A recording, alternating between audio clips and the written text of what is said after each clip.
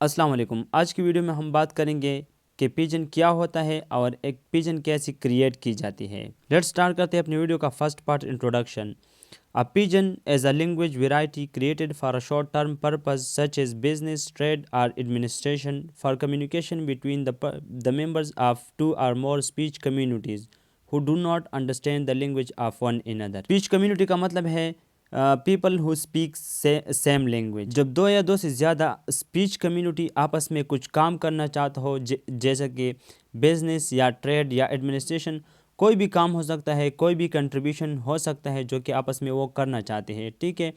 तो वो एक दूसरे की मदर लैंग्वेज को नहीं समझ सकते दोनों स्पीच कम्युनिटी, तो इस शॉर्ट पर्पस के लिए, तो इस काम के लिए उनके लिए एक लैंग्वेज क्रिएट की जाती है जिसको पिजन कहते हैं। यह हमारे वीडियो का सेकंड पार्ट है, पिजनाइजेशन। पिजनाइजेशन उस अमल को कहते हैं जिस अमल के ज़रिए से एक पिजन क्रिएट की जाती है।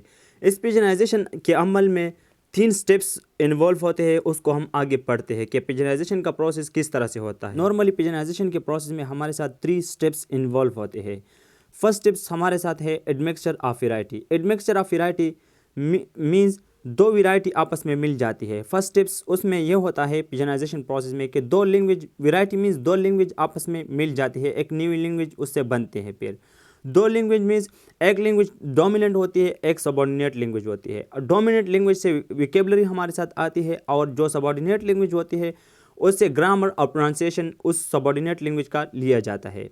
डोमिनेंट लैंग्वेज और सबऑर्डिनेट लैंग्वेज कैसे कहते हैं? डोमिनेंट लैंग्वेज जो दो स्पीच कम्युनिटी आपस में मिलते हैं, मीन्स दो ग्रुप ऑफ पीपल जो होते हैं हमारे साथ या दो स्पीच कम्युनिटीज हमारे साथ होती है, उनमें से एक का स्टेटस थोड़ा सा हाई होता है, उनके लैंग्वेज को हम डोमिनेंट लैंग्वेज कहते हैं, और दूसरा जो ग्रुप ऑफ पीपल होते हैं उसका थोड़ा स्टेटस कम होता है, लोअर स्टेटस वाले पीपल होते हैं, उनके लैंग्वेज को हम सबऑर्डिनेट लैंग्वेज कहते हैं। पिजनाइजेशन के प्रोसेस में स्टेप नंबर 2 हमारे साथ रिडक्शन है। A pigeon as reduced to a specific goal। Reduction का मतलब होते हैं कि कम करना, ठीक है। पिजन जो होते हैं वो एक स्पेसिफिक गोल के लिए ख़ास होते हैं। फॉर एग्जांपल कारोबार, दो आपस कम्युनिटी में कारोबार करते हैं, तो उसमें जो वोकैबुलरीज होते हैं उस कारोबार के बारे में सिर्फ इंक्लूड की जाती है उस लैंग्वेज में, ठीक है। बाकी जितने भी अननेसेसरी डिटेल्स होती हैं, फॉर एग्जांपल अगर एक स्टैंडर्ड लैंग्वेज है तो उसमें तो गेम्स के बारे में भी वो वोकैबुलरीज होते हैं, ठीक है। गेम को भी डिस्क्राइब की जाते हैं उस लैंग्वेज में, न्यूज़ भी उस लैंग्वेज में होते हैं, रिलेशंस भी डिफरेंट रिलेशंस भी होते हैं उस लैंग्वेज में, ठीक है, पीपल के दरमियान। हेल्थ के बारे में इंफॉर्मेशन होता है, पॉलिटिक्स होता है, वार्स उसमें होते हैं, रिलीजन के बारे में इंफॉर्मेशन उस लैंग्वेज में होता है, ठीक है।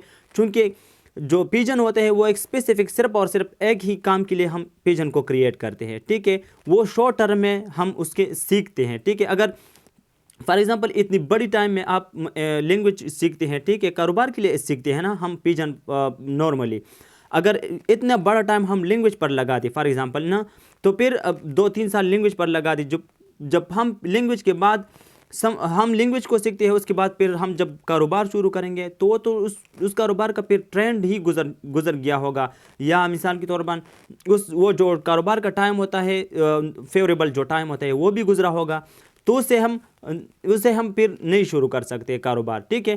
पिजन कारोबार के लिए हम सीखते हैं नॉर्मली, उससे शॉर्ट टाइम में हम सीखते हैं, स्पेसिफिक सिर्फ और सिर्फ एक ही काम के लिए हम उसे सीखते हैं।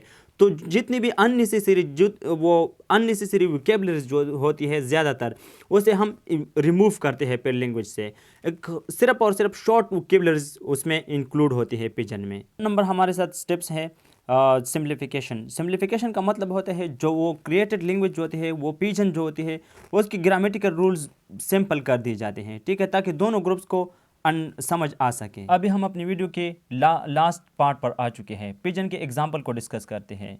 पिजन टॉक पिजन हमारे साथ एक पिजन लैंग्वेज है, ये पापुआ न्यू गिनिया अफ्रीका की एक रीजन है, वहाँ की लोकल लैंग्वेजेस और इंग्लिश को मिलाकर बनी है, जिसको हम टॉक पी सन कहते हैं, एक पिजन लैंग्वेज है हमारे साथ। ज़्यादातर लिंग्विस्ट का यही राय है कि 21st सेंचुरी में अभी पिजन पॉसिबल नहीं है कि क्रिएट की जाए, ठीक है।